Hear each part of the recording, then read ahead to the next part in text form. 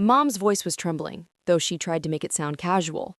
Your sister is bringing her boyfriend this year. She doesn't want you there. You understand? I said I did. Then I hung up. I stared at the dead phone line for a long time, the kind of silence that hums. Thanksgiving had always been our family's secret ritual. Mom's pie, Dad's predictable jokes, my sister's fake laugh. I'd worked double shifts just to afford the gas to drive home every year. But this time, apparently, I wasn't fit for the table. Blue-collar embarrassment. That's what my mother called me, though she never used the words out loud. 5 days later, the doorbell rang. I knew it would. I wiped my hands on a rag and walked toward the sound. Through the peephole, Mom's furious face, Dad right behind her, and my sister trembling. Her perfect boyfriend stood beside them, trying to look calm. When I opened the door, his first words weren't a greeting. They were an accusation. You set us up. I smiled. Come in. You'll want to sit for this. It started the day Mom called. After she hung up, I sat at my workbench, hands stained with grease, air thick with the smell of metal, and I laughed. Not bitterly, not sadly, just a quiet, measured laugh. Because betrayal has a sound, and I'd heard it before. See, my sister Emily had always been the golden child, the one who got the applause. The applause I helped build. I was the fixer, the one who made things run so she could shine. When she crashed my old truck at 17, I took the blame. When she stole from Mom's purse, I covered it. So when Mom said Emily didn't want me there, it wasn't new. It was just the first time they said it out loud. And that truth, once spoken, freed me. Her boyfriend Ryan was the kind of man who introduced himself by his salary.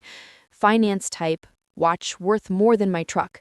When I first met him last year, he shook my hand like it was something he was forced to touch. I remember thinking, he sees me the way my family does, a useless nobody. So I started paying attention. People like Ryan leave trails, loose ends, digital fingerprints. I'm no hacker, but I fix machines for a living, and people aren't so different. You just have to know where the screws are hidden. 3 nights after the call, I found his name in a public record. 2 shell companies, both registered under aliases, both linked to a local contractor. The same contractor building Dad's new rental property. Emily bragged about how Ryan was helping Dad with the investment. I doubted Dad even knew what that meant, so I followed the numbers. Turns out, Ryan wasn't helping. He was draining, redirecting funds through a quiet little side door in the paperwork. My family had always treated me like I was simple. I decided to let them keep thinking that. The plan came together easily. I printed what I found. Every falsified document, every wire transfer, every signature. Then I sent an anonymous packet to Dad's email 1 hour before the Thanksgiving dinner. I knew he'd check it before carving the turkey. I could picture it. Dad's face reddening, Mom's panic, Emily's confusion, Ryan's charm cracking like old paint. And I didn't show up.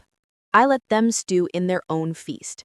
Now, 5 days later, they stood in my doorway, all heat and desperation. Dad's voice broke first. Is this true? Did you know about this? I looked at Ryan. You tell them. His jaw tightened.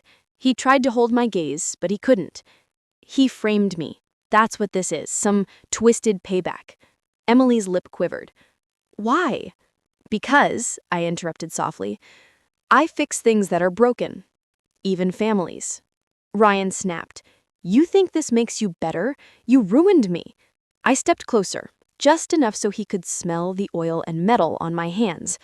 No, Ryan, you did that. I just handed you the mirror. The silence that followed was thick, like smoke after a fire. Dad's shoulders slumped. Mom looked smaller than I'd ever seen her. Emily started to cry, but I didn't move.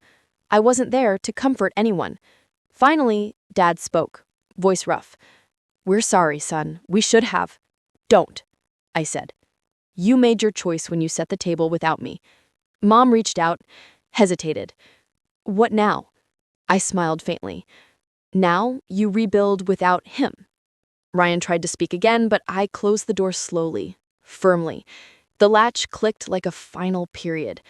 Later that night, I sat on my porch, watching the lights in their car fade down the road. The cold air felt cleaner than it had in years. For the first time, I didn't feel like the family disappointment. I felt precise. Some lessons I've learned can't be taught at a dinner table. They have to be served cold.